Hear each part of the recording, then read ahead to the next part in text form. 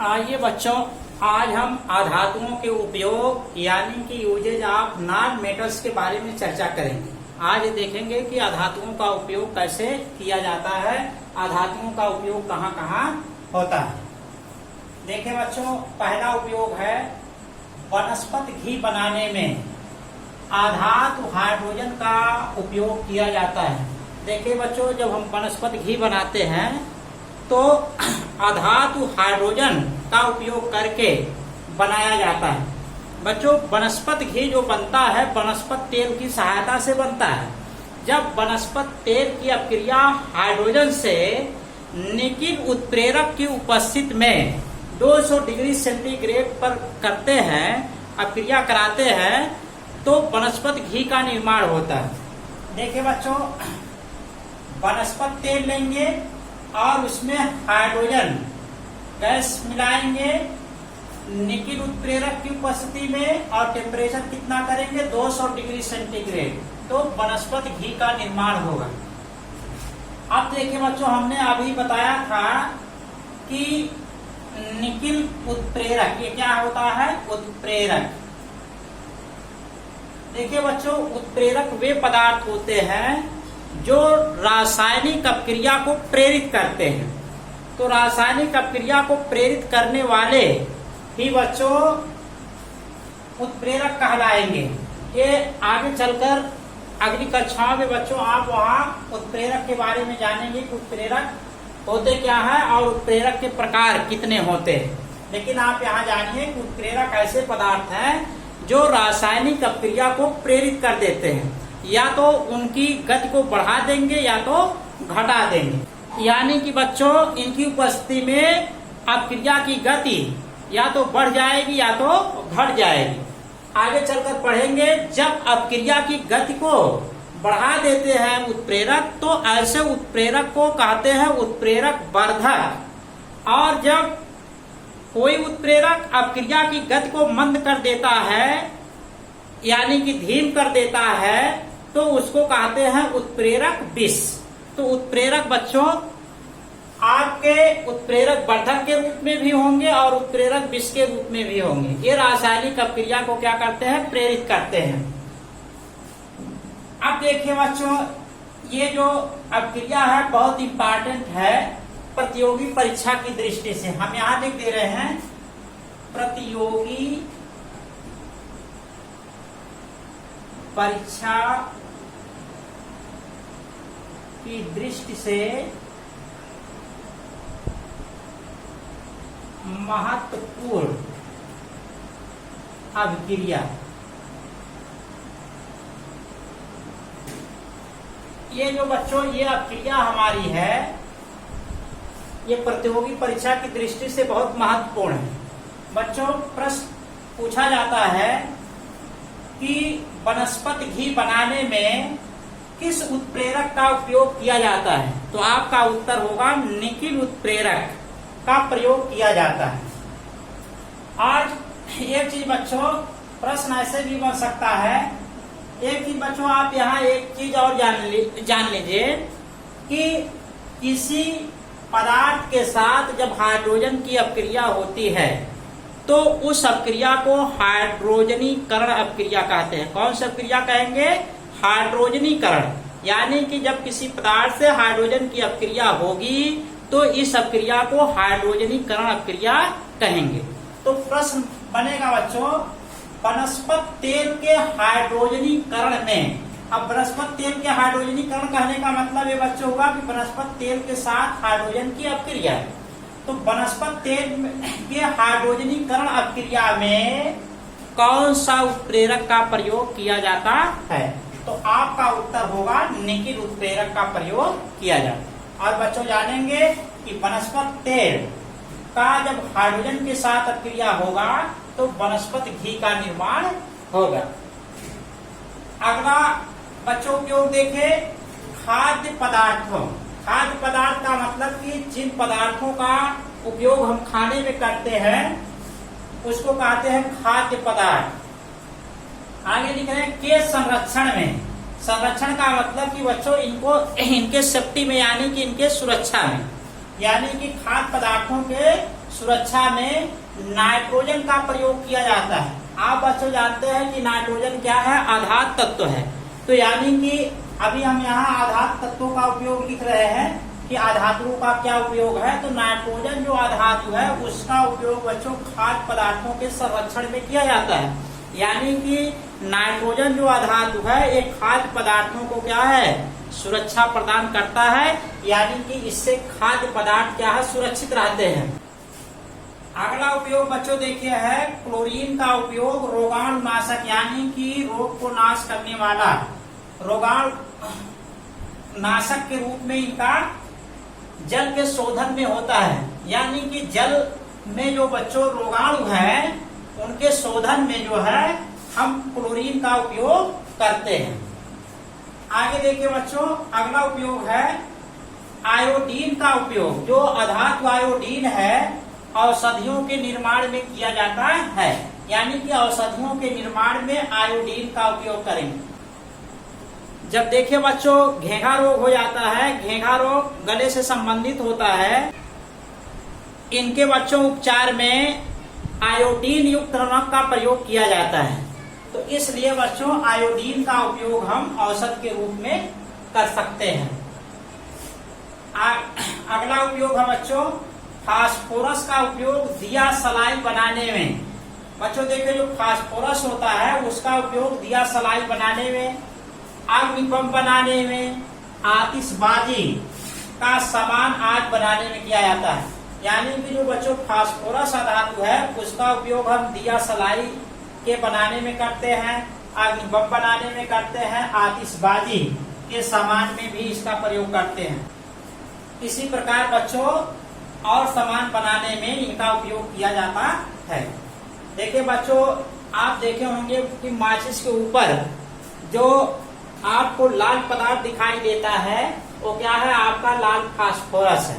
Phosphorus बच्चों दो प्रकार का होता है, एक सफेद फास्फोरस होता है, एक लाल फास्फोरस है। तो दिया सलाई बनाने में किसका प्रयोग होता है, लाल फास्फोरस का। अगला उपयोग है बच्चों ऑक्सीजन का प्रयोग श्वसन क्रिया में किया जाता है। आप जानते हैं बच्चों ऑक्सीजन क्या है, आधातु है। आप बच्चों ये बहुत अच्छी तरह से जानते हैं कि हम श्वसन क्रिया में किसका प्रयोग करते हैं, ऑक्सीजन गैस का।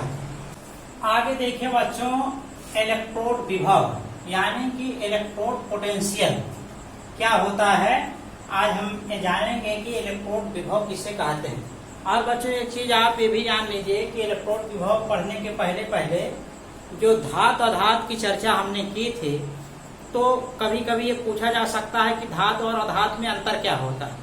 तो बच्चों आप धात का भौतिक गुण, रासायनिक गुण, आधात का भौतिक गुण, रासायनिक गुण, आप बच्चों जानते हैं कि धात और अधात एक दूसरे के विपरीत होते हैं, यानी कि उनका नेचर विपरीत होता है। तो धातुओं के भौतिक रासायनिक गुण, अधातुओं के भौतिक रासायनिक गुण के आधार पर उनके अंतर को आप लिख सकते हैं। तो यहाँ पर बच्चों हम धात और आधार के अंतर की चर्चा नहीं करेंगे। जो धात आधात के भौतिक और रासायनिक गुण, आधात के भौतिक और रासायनिक गुण हैं, उनके आधार पर आप अंतर लिख सकते हैं। आगे देखिए बच्चों इलेक्ट्रोड विभव होता क्या है। देखिए बच्चों इलेक्ट्रोड विभव को समझने के लिए हम यहाँ एक फिगर के माध्यम से समझा रहे हैं। इलेक्ट्रोड विभव में बच्चों आप एक धातु लेंगे, फिर उसी धातु का लवण का विलयन लेंगे। यानी कि जो भी धातु लेंगे उसी धातु के लवण का विलयन होना चाहिए, यानी कि उस धातु से अलग लवण का विलयन नहीं होना चाहिए। जैसे मान लीजिए बच्चों हम कापर लेते हैं। एक कापर क्या है, एक धातु है। अगर कापर धातु का हम एक राड ले लें, तो अब बच्चों ये जो राड लेंगे हम किससे, कापर परमाणुओं से मिलकर बना है। अब इसी धातु का हम क्या लेंगे, लवण का विलयन लेंगे। इसी धातु के लवण का विलयन लेंगे। अगर कापर है तो कापर का एक लवण लीजिए। अब चूंकि बच्चों हम जानते हैं कापर क्या होता है, धनावेशित होता है। और हमने बताया था बच्चों लवण क्या होते हैं, धनावेशित और ऋणावेशित से मिलकर बने होते हैं, लेकिन धनावेशित में ना तो हाइड्रोजन आयन होगा और ऋणावेशित में ना तो हाइड्रोक्सिल आयन होगा। तो यहाँ देखिए बच्चों, हम जो धातु लिए हैं कॉपर धनायन है, लेकिन हाइड्रोजन आयन नहीं है धनायन के रूप में जो लिया गया। अब ऋणायन के रूप में हाइड्रोक्सिल से अलग कोई ऋणायन ले ले तो इस धातु का क्या है, लवण बन जाएगा। जैसे मान लीजिए अगर हम सल्फेट ले लेते हैं ऋणायन के रूप में, तो बन गया हमारा क्या, कॉपर सल्फेट, ये लवण हो गया। अगर बच्चों इसको H2O यानी कि इसको जल में मिला दें हम,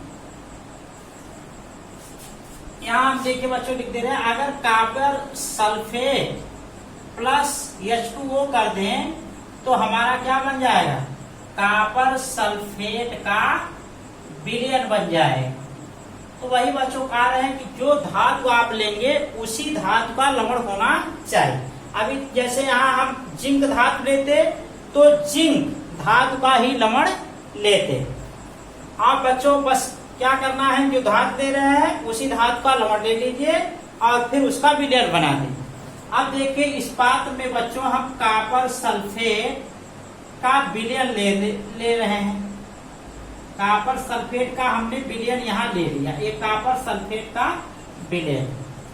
अब देखिए बच्चों, ये जो कॉपर धातु का राड है, तो ये कॉपर जो है इस विलयन के सापेक्ष, जो हमने ये विलयन लिया है कॉपर सल्फेट का, इस विलयन के सापेक्ष ये कॉपर धातु जो है या तो धनावेशित होगी या तो ऋणावेशित हो जाएगी।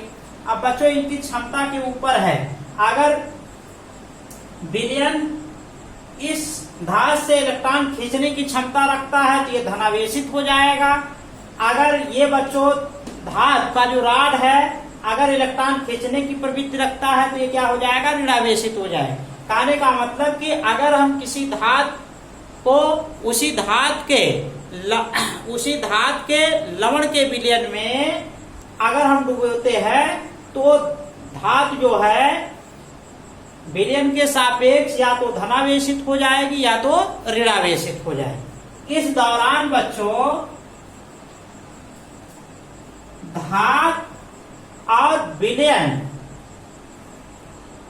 का जो स्पर्श करने वाला तल है, यानी कि विलयन और धातु का जो स्पर्श तल है, उनमें क्या होगा, एक विभवांतर स्थापित हो जाएगा।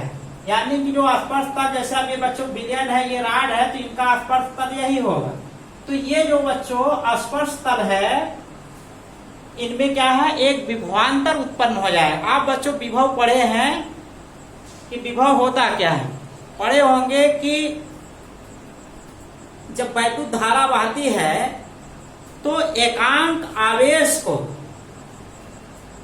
एक बिंदु से दूसरे बिंदु तक ले जाने में जितना कार्य करना पड़ता है, उन बिंदुओं के बीच को हम उनका विभवांतर बोलते हैं। लेकिन यहाँ बच्चों आप इतना जानिए कि जो विलयन है और जो ये धातु का राड है, इनके स्पर्श तल पर एक विभवांतर स्थापित हो जाएगा। इसी विभवांतर को बच्चों इलेक्ट्रोड विभव बोलेंगे। क्या बोलेंगे, इलेक्ट्रोड विभव बोलेंगे। तो आप बच्चों इलेक्ट्रोड विभव की परिभाषा दे सकते हैं इस प्रकार कि जब किसी धातु की छड़ को उसी धातु के लवण के विलयन में डुबोया जाता है, विलयन और धातु के राड के स्पर्श तल पर जो विभवांतर स्थापित होता है उसको हम इलेक्ट्रोड विभव कहते हैं। और बच्चों इलेक्ट्रोड विभव को कैपिटल ई से प्रदर्शित करते हैं। देखिए बच्चों यहाँ आपको बताया भी गया है कि जब किसी धातु की छड़ को उसी धातु के लवण के विलयन में, यानी कि अभी हमने बताया कि जो धातु लेंगे उसी धातु का फिर क्या लेंगे, लवण लेंगे और उसका विलयन बनाएंगे, में डुबोया जाता है, तो धातु की छड़ विलयन के सापेक्ष, जो धातु की छड़ हमने लिया है वो विलयन के सापेक्ष क्या होगी, धनावेशित हो जाएगी या तो ऋणावेशित हो जाती है, जिसके परिणाम स्वरूप धातु एवं विलयन के स्पर्श तल, जो धातु और विलयन का स्पर्श तल है पर एक विभवांतर स्थापित हो जाता है, इसे धातु का इलेक्ट्रोड विभव कैपिटल ई कहते हैं। और बच्चों ये देखिए, जो इलेक्ट्रोड विभव होता है ये किन पर निर्भर करता है। अब देखिए बच्चों, जो विलयन हम लेते हैं, जो विलयन में धातु है उनके आयन की अपनी एक सांद्रता होगी। तो बच्चों सांद्रता जो इलेक्ट्रोड विभव है उनको प्रभावित करेगा। और बच्चों जो विलयन का टेम्परेचर है वो कम भी हो सकता है, ज्यादा भी हो सकता है, तो उनके टेम्परेचर पर भी बच्चों इलेक्ट्रोड विभव निर्भर करेगा। और बच्चों जो हमने धातु लिया है, धातु का राड लिया है, उनके प्रकृति पर भी निर्भर करेगा। यानी कि जैसे उनकी प्रकृति होगी उसके हिसाब से विभवांतर स्थापित होगा उनके स्पर्श तल पर, उसी के हिसाब से हमको इलेक्ट्रोड विभव मिलेगा। अगर बच्चों धातुएं जो है ज्यादा इलेक्ट्रॉन त्यागने की प्रवृत्ति रखती हैं तो हम जानते हैं वो क्या है, ज्यादा धात्विक गुण रखती हैं। अगर कम त्यागती हैं तो कम धात्विक गुण रखेंगी। तो उसी के आधार पर बच्चों बताया जा रहा है कि इलेक्ट्रोड विभव ई धातु की प्रकृति, विलयन में उपस्थित धातु आयनों की सांद्रता एवं ताप पर निर्भर करता है। जब भी बच्चों आपसे पूछा जाए कि इलेक्ट्रोड विभव को कौन कौन से कारक प्रभावित करते हैं, तो आप बताएंगे धातु की प्रकृति, विलयन का टेम्परेचर और विलयन के जो धातु हैं उनके आयनों की सांद्रता पर निर्भर करता है। आगे देखिए बच्चों, मानक इलेक्ट्रोड विभव यानी कि स्टैंडर्ड इलेक्ट्रोड पोटेंशियल किसको बोलेंगे। देखिए बच्चों, जैसे हर चीज का अपना एक मानक होता है। आपने देखा होगा कि एक निश्चित द्रव्यमान की मात्रा जो है 1 किलोग्राम कहलाती है, उसी तरह एक निश्चित लंबाई 1 मीटर कहलाती है। तो अगर बच्चों मानक नहीं माना जाता तो हर लोगों के लिए क्या है, एक अलग अलग व्यवस्था होती। यानी कि कोई किसी को 1 मीटर मानता, कोई किसी लंबाई को 1 मीटर मानता। तो इस प्रकार बच्चों एक मानक बनाया जाता है जो सभी पर लागू हो। यानी कि अगर एक निश्चित लंबाई को 1 मीटर माना गया है तो सभी लोग उसको 1 मीटर मानेंगे। उसी तरह बच्चों एक निश्चित द्रव्यमान को अगर 1 किलोग्राम एक लोग मानते हैं तो अगर सभी लोग उसको मानने लगे कि हाँ एक निश्चित द्रव्यमान यही 1 किलोग्राम होगा, तो हो जाएगा हमारा क्या, एक मानक हो जाएगा। यानी कि जो सभी पर लागू हो वही क्या होता है, मानक होता है। तो देखिए बच्चों, अभी हमने पढ़ा था कि इलेक्ट्रोड विभव, तो हमने कहा था कि कोई धातु लेंगे, धातु का एक राड लेंगे और उसी धातु के लवण के विलयन में जब उसको डुबोएंगे तो विलयन और धातु के राड के स्पर्श तल पर एक विभवांतर उत्पन्न हो जाता है। तो हम उसको क्या बोलते थे, इलेक्ट्रोड विभव बोलते थे। लेकिन बच्चों एक चीज आप ये समझिए यहाँ पे कि जो हम लवण का विलयन ले रहे हैं, जो धातु के लवण का विलयन ले रहे हैं, उसकी सांद्रता कुछ भी हो सकती है और जो विलयन का टेम्परेचर है कुछ भी हो सकता है।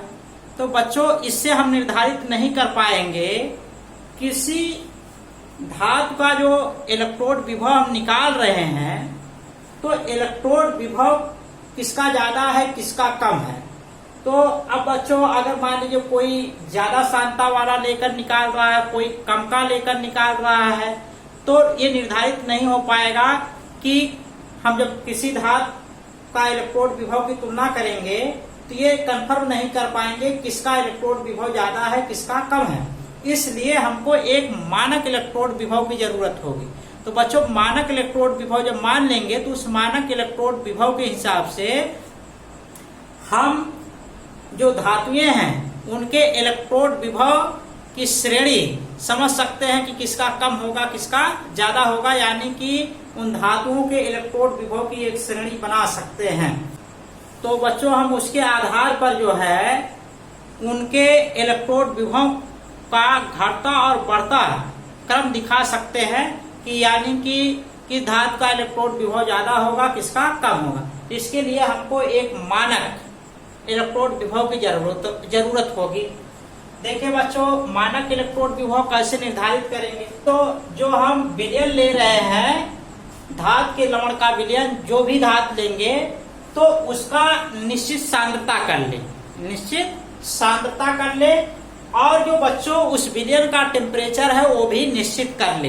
अगर बच्चों विलयन की सांद्रता निश्चित कर ले और टेम्परेचर निश्चित कर ले, जब बच्चों देखिए हर विलयन के लिए टेम्परेचर और जो लवण है उसके विलयन का जो सांद्रता है अगर वो निश्चित हो जाएगी, अगर फिर हम जब धातु को उसमें डुबोएंगे तो सारे धातुओं के लिए सांद्रता निश्चित हुई, टेम्परेचर निश्चित हुआ।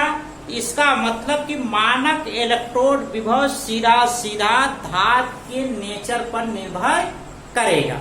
तो अब बच्चों धातु के नेचर पर अगर निर्भर कर रहा है, एक फैक्टर पर निर्भर कर रहा है, तो इसका मतलब कि धातु का जैसा नेचर होगा उसके हिसाब से उनका इलेक्ट्रोड विभव मिलेगा।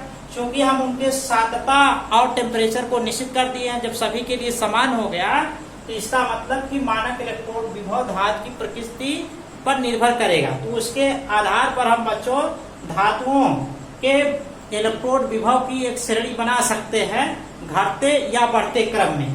तो उसी को बच्चों मानक इलेक्ट्रोड विभव बोलेंगे, यानी कि जो उनका विभवांतर मिलेगा वो क्या हो जाएगा, मानक इलेक्ट्रोड विभव हो जाएगा। क्योंकि उनका एक मानक है, क्योंकि सारे धातुओं को एक निश्चित टेम्परेचर और एक निश्चित सांद्रता के विलयन में डुबोया जा रहा है। तो देखिए बच्चों, जो निश्चित सांद्रता होती है, सांद्रता होगी 1 मोलर, सांद्रता क्या होगी 1 मोलर, और टेम्परेचर कितना होगा 25 डिग्री सेंटीग्रेड। ठीक है बच्चों, जो यहाँ विलयन होगा वो कितना का होगा, 1 मोलर का होगा और कितने 25 डिग्री सेंटीग्रेड। यानी कि जो भी धातु के लवण का विलयन बनाएंगे 1 मोलर का होगा और उस विलयन का टेम्परेचर कितना रखेंगे 25 डिग्री सेंटीग्रेड। फिर उसके बाद जो भी धातु के लवण का विलयन लिए हैं, उसी अगर धातु के राड को डुबोते हैं तो उस समय बच्चों जो विलयन और इस राड के स्पर्श तल पर विभवांतर उत्पन्न होगा उसको बोलेंगे इस धातु के लिए मानक इलेक्ट्रोड विभव। फिर बच्चों दूसरा, अगर धातु का लवण विलयन ले रहे हैं, फिर उस धातु के राड को डुबोते हैं इसी टेम्परेचर पर, इसी सांद्रता पर, तो उस धातु के लिए क्या हो जाएगा, मानक इलेक्ट्रोड विभव। तो कहने का मतलब कि बच्चों मानक इलेक्ट्रोड विभव ज्ञात करने के लिए हमको विलयन का टेम्परेचर 25 डिग्री सेंटीग्रेड और उस विलयन की सांद्रता 1 मोलर लेना होगा। और बच्चों जानते हैं कि 1 मोलर क्या होता है। देखिए 1 मोलर का मतलब बच्चों ये होता है कि अगर जो भी हम पदार्थ मिला रहे हैं, तो यहाँ पदार्थ हमारा क्या है, लवण है। तो अब लवण का अगर 1 मोल 1 लीटर में मिलाया जाए तो उस विलयन की सांद्रता कितनी होगी, 1 मोलर होगी। यानी कि प्रति लीटर में अगर 1 मोल घुला हुआ है उस पदार्थ का तो विलयन की सांद्रता होगी 1 मोलर। देखिए बच्चों, यहाँ कहा भी जा रहा है कि जब किसी धातु की छड़ को 25 डिग्री सेंटीग्रेड पर उसके किसी लवण के 1 मोलर सांद्रता वाले विलयन में डुबोया जाता है तो धातु और विलयन के मध्य जो विभवांतर उत्पन्न होता है उसे मानक इलेक्ट्रोड विभव, मानक इलेक्ट्रोड विभव को बच्चों E0 से निरूपित करते हैं और इलेक्ट्रोड विभव को केवल E से निरूपित करते हैं। लेकिन मानक इलेक्ट्रोड विभव को किससे निरूपित करेंगे, E0 से। तो बच्चों यानी कि जब हम किसी धातु की छड़ को 25 डिग्री सेंटीग्रेड पर उसके किसी लवण के 1 मोलर सांद्रता वाले विलयन में डुबोते हैं तो विलयन एवं धातु के छड़ के स्पर्श तल पर जो विभवांतर उत्पन्न होगा वही हमारा क्या होगा, मानक इलेक्ट्रोड विभव होगा। और मानक इलेक्ट्रोड विभव को बच्चों E0 से निरूपित करेंगे। ठीक है बच्चों, अगले टॉपिक को हम अगले वीडियो के लेक्चर में चर्चा करेंगे।